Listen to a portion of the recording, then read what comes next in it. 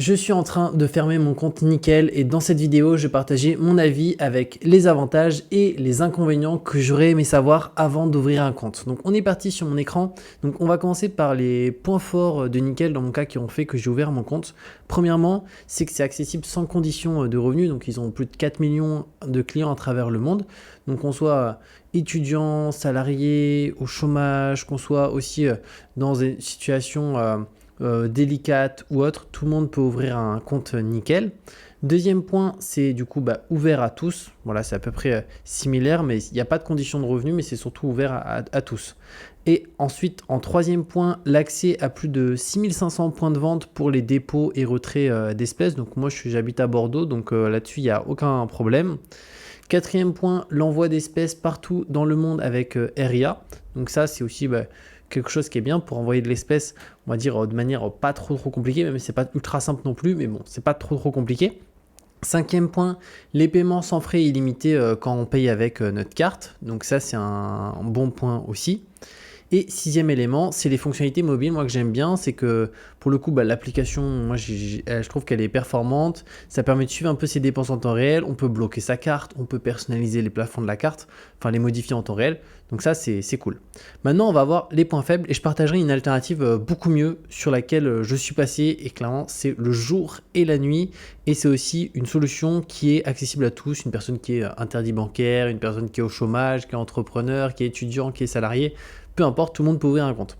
Donc au niveau des points faibles, le premier, c'est qu'il n'y a pas d'offre 100% gratuite. Donc c'est minimum 25 € par an, minimum. Donc c'est-à-dire quand on souhaite ouvrir un compte et c'est-à-dire pour réduire un peu ses dépenses et tout, là clairement nickel, il n'y a pas d'offre gratuite. Donc déjà c'est payant, minimum 25 € par an et ça peut aller au-dessus en fonction des cartes, mais la carte la moins chère, l'offre la moins chère, c'est 25 € par an.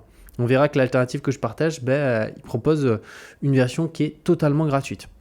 Ensuite, en deuxième point, il n'y a pas d'épargne et d'investissement, notamment sur la partie épargne. C'est-à-dire que si, imaginons, on a 150 € sur son compte Nickel, on ne peut pas les faire travailler à un certain taux d'un livret directement. Donc ça, pour moi, c'est quand même dommage. C'est-à-dire que concrètement, l'argent qui est sur notre compte, il se fait quand même bouffer par l'inflation par rapport à ça. Troisième point, service client très compliqué à avoir et moi c'est là-dessus que j'ai eu pas mal de complexité. En fait c'est plus au niveau du service client, en fait la difficulté de les joindre, d'avoir un support qui est réactif, etc. Donc pour moi ça c'est vraiment un des gros points noirs de Nickel.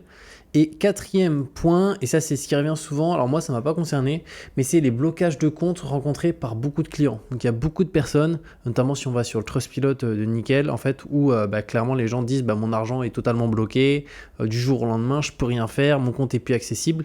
Donc moi ça m'est pas arrivé, mais c'est le retour quand même de beaucoup de clients qui sont chez Nickel et pour ça il suffit d'aller sur le Trustpilot, d'aller dans les avis. Et franchement il y en a énormément. Et donc du coup, dans mon cas, je suis passé sur une alternative qui est beaucoup mieux et ça fait partie aussi des banques les mieux notées en France parce qu'ils sont notés 4,6 sur Trustpilot sur plus de 300 000 avis. Et rien qu'en France, ils ont plus de 5 millions de clients. Et ils proposent une version gratuite. Et cette solution, c'est Revolut. Et pour le coup, moi, c'est la banque que j'utilise. Donc là, on a ma carte d'ailleurs que j'ai reçue. Et au niveau de Revolut, je vais partager combien de temps ça prend pour ouvrir un compte. Au-delà de ça, les conditions pour ouvrir un compte, il n'y en a que 2, elles sont très simples. Et les différentes cartes Revolut, et moi je suis sur la carte 100% gratuite, c'est celle que je te conseille qui est très bien.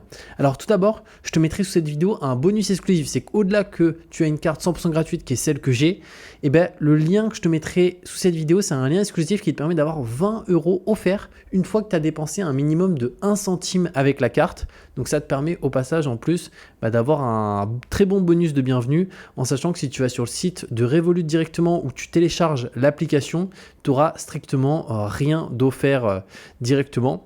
Donc là, n'hésite pas à en profiter, ça sera directement cette page.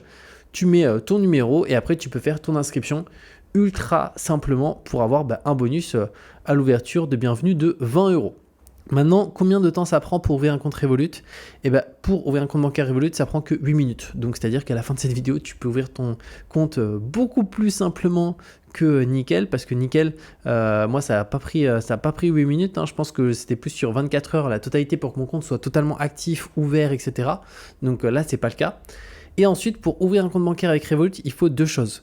Premièrement, il faut disposer d'une pièce d'identité officielle. Alors ça peut être un passeport, une carte d'identité ou un titre de séjour. Donc je sais que pour la partie pièce d'identité, ils prennent pas la partie permis de conduire. Donc soit un passeport, une pièce d'identité, un titre de séjour, et il faut juste que celui-ci soit en cours de validité. Donc si tu as, imaginons, un passeport, peu importe le pays du passeport, bah, si la date elle est périmée, c'est pas possible.